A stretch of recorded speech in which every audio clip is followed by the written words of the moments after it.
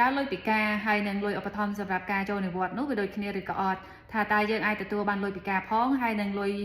អត្រែតផងដែរទេនៅពេលដែលយើងពេញអាយុអត្រែតចាសួស្តីបងប្អូនពូមីងទាំងអស់គ្នាចានេះគឺមានសំណួរជាច្រើនដែលតែងតែសួរពីតកតងជាមួយនឹងលុយពីការហើយនឹងលុយអត្រែតអញ្ចឹងសម្រាប់បងប្អូននៅអាមេរិកប្រហែលជាយល់ដឹងមួយចំនួនហើយអ្នកខ្លះក៏មិនបានយល់ដឹងតែអញ្ចឹងគឺសម្រាប់លុយពីការគឺនៅពេលដែលបងប្អូន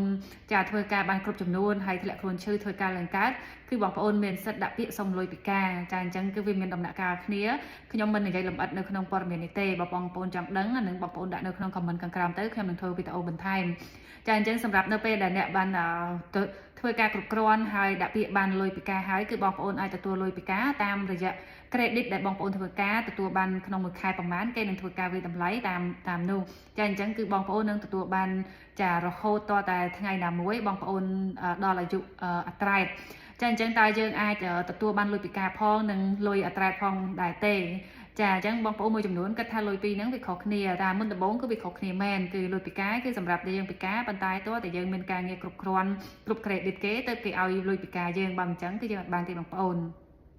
ចាសម្រាប់លុយអត្រែតគឺមានន័យថាគឺបងប្អូននៅអាមេរិកហើយបានធ្វើការគ្រប់គ្រាន់ចាហោចណាស់40 credit ដូចខ្ញុំធ្លាប់និយាយក្នុងវីដេអូមុនចាអញ្ចឹងនៅពេលដែលពូមីងបានធ្វើការងារគ្រប់គ្រាន់ហើយយើងចង់យកលុយអត្រែតនៅពេលដែលយើងគ្រប់អាយុឧទាហរណ៍ថាគេគិតតាមឆ្នាំដែលពូមីងកើតអញ្ចឹងឧទាហរណ៍ថាប្រសិនបើឆ្នាំដែលពូមីងកើតអាយុគ្រប់ពេញ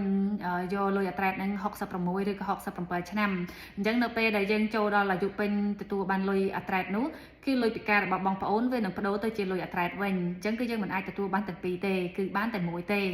ពេលដែលយើងមិនទាន់បានគ្រប់អាយុចូលអត្រែតគឺយើងទទួលបានលុយពីការឧទាហរណ៍ថាបងប្អូនពីការភាពធ្វើការងារកង្កើតឈឺឡើងធ្វើការឡើងកើតនៅអាយុ40-45ឆ្នាំ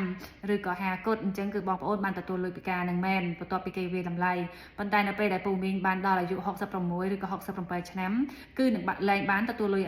ពីការនឹងហើយវាប្ដូរទៅជាលុយអត្រែតរបស់យើងវិញអញ្ចឹងទទួលបានប្រមាណតិចឬក៏ច្រើនគេនឹងវាតម្លៃតាមរយៈប្រវត្តិ credit និងចំនួន credit ដែលពូមីងបានធ្វើការគឺគេនឹងវាតម្លៃទៅតាមនឹងអញ្ចឹងគឺសូមបញ្ជាក់គឺយើងទទួលបានតែមួយទេនៅពេលដែលយើងពេញលេញអាយុចូលអត្រែតគឺយើងនឹងទទួលបានលុយអត្រែតអត់បានលុយពីការទេចាអញ្ចឹងខុសគ្នាត្រឹមហ្នឹងបងប្អូន